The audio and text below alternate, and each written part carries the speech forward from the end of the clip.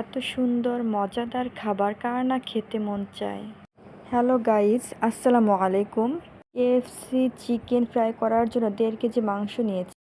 প্রথমে পরিমাণ মতো আদা বাটা, লেবুর রস, চিমটি, ডিম ফেটে নিব, সঙ্গে মরিচের গুঁড়া, শাহি জিরা, স্বাদ মতো লবণ এবং অন্যান্য উপকরণগুলো একসঙ্গে মেখে নিই।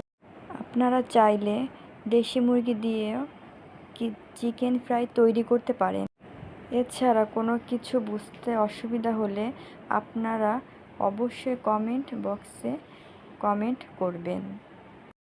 সবগুলো উপকরণের সাথে 2 টেবিল চামচ টক দই এবং 2 টেবিল চামচ টমেটোর সস একসঙ্গে মেখে নিব। সবগুলো উপকরণ মাখানো হয়ে গেলে চিকেন ফ্রাই করার জন্য কিছু পরিমাণ ময়দা চেলে নিব।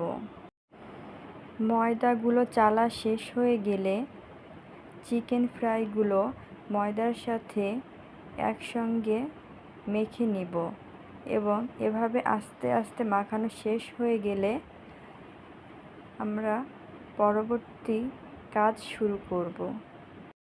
এবার চিকেন ফ্রাইগুলো ডুবো তেলে মিডিয়াম হিটে আস্তে আস্তে করে ভেজে নিব এবং চিকেনগুলো ভাজা হয়ে গেলে